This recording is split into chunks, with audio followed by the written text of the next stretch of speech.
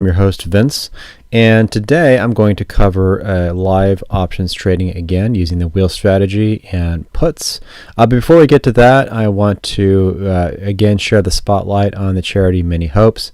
It's a charity where they go into impoverished areas around the world, and they educate those people. They give them skills necessary so they go back and improve the communities. It's a very cool charity.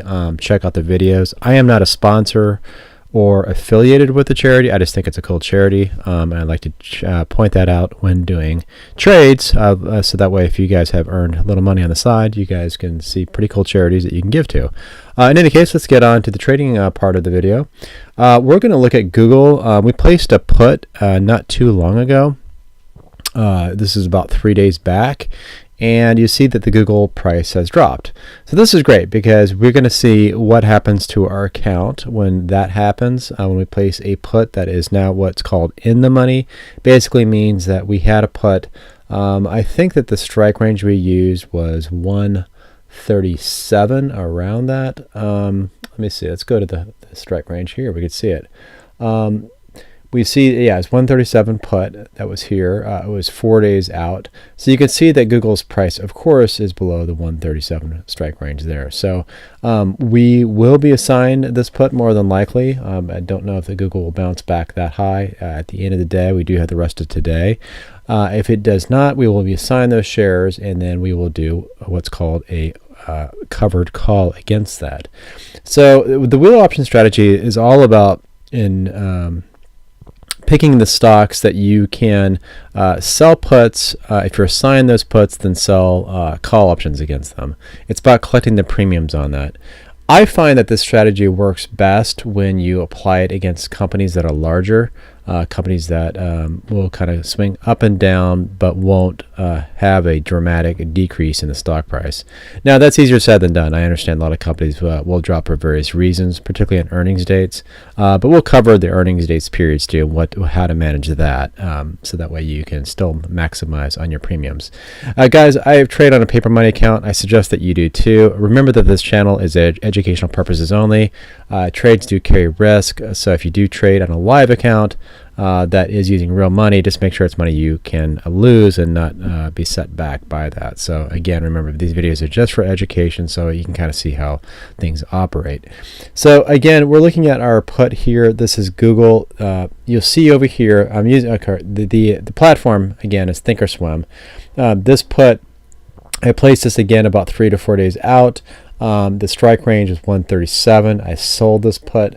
We got about a 56. The total was $57. We had a little bit taken out because of the fees. Every platform usually has fees, and so some was taken out for that. But as you can tell from our account value, it's dropped below even that because the Google's value is now 133, and we're having a put at 137, which basically means we're paying this 137 price range and being assigned shares at 133. Now, somebody can see that and say, well, you know, that's a kind of a big jump. You know, I wish that I weren't buying it higher and selling it lower.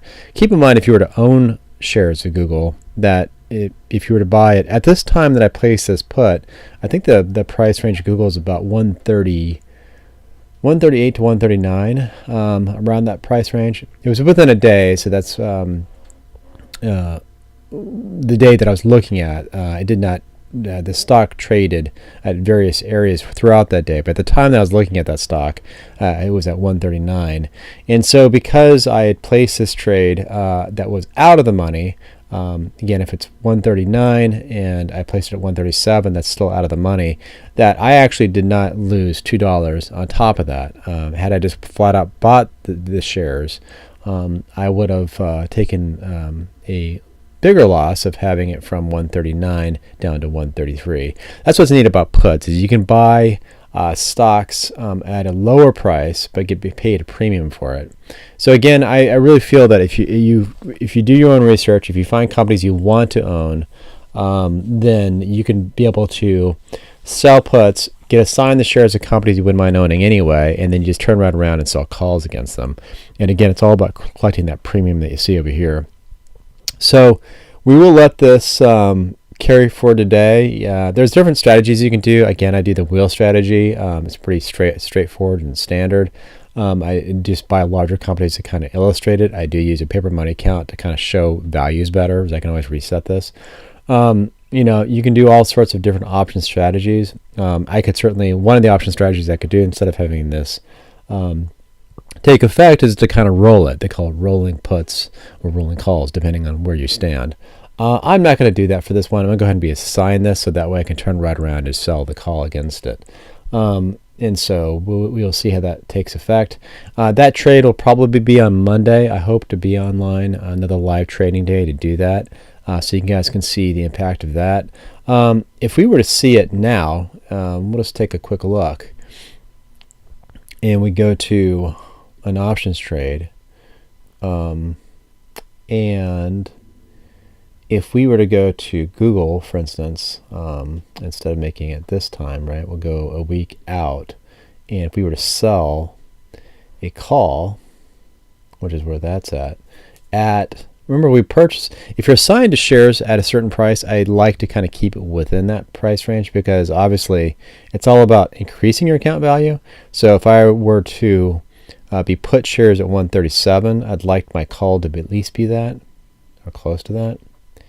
So you'll see here that you can collect another $30 on top of that. So let's just kind of illustrate that. What that means is that at the current range here, Google is trading at 133. And several days ago, I placed that put, sold that put, and I got about $56.33, right? Well, when I'm assigned these shares, and we'll just say that at the end of the day, it closes at 133. Right now, because I had purchased these shares at 137, I have somewhat of a loss because it's trading below that. So when I'm selling a call the next week, I don't want to set this at something that's even higher, that gives me a huge premium like this, right? It gives me $1, which, remember, it's 100 shares, so we're talking about $100. That's great, but the problem is that if I were to sell a call at 134, that's not what I purchased those shares at. I purchased at 137. So I'd like to get that extra amount baked in, the 137, which is what I sold the call at, sold the put at, I'm sorry, that I want to be able to say, okay, if the shares go back up and reach that 137, then I will get all my money back from just the stock swing, because it's the same price, but I can collect the premium, which is this $30. Now keep in mind, I'm not going to place this trade today on this. I'm going to go ahead and get assigned the shares. So right now it's 7 days out. Next week it'll be Monday, so that'll be, I think this should change to 4 days out, because that'll be 3 days after the fact. So this price here is going to be reduced. I probably won't be able to get $30 for it, maybe just $20 for that, which is fine.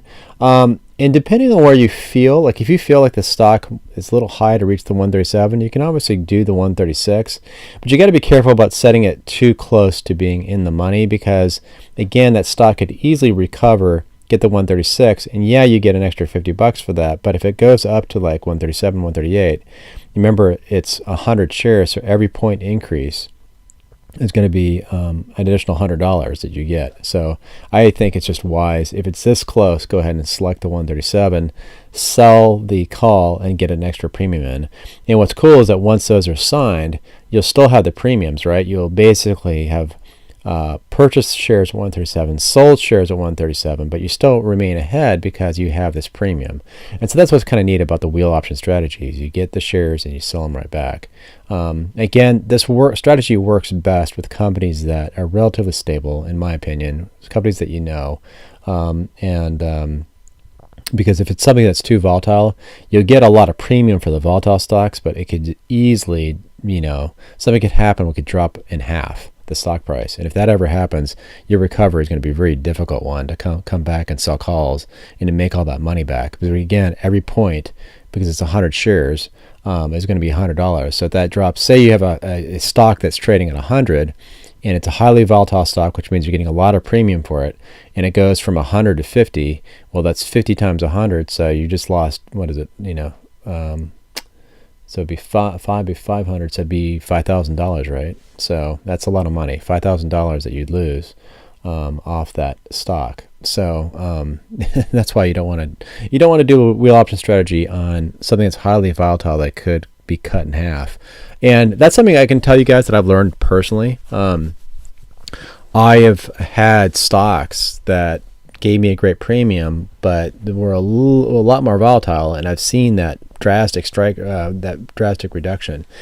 And keep in mind too that even the most stable companies in the world, like you could have Google, Apple, huge companies, Amazon, and if you have a year where it's a sell-off year, remember when inflation was happening and the Fed was increasing the rates, trying to control inflation, that all stock prices were going down. So the wheel option strategy does work, but there are some years where they are more favorable than others, of course.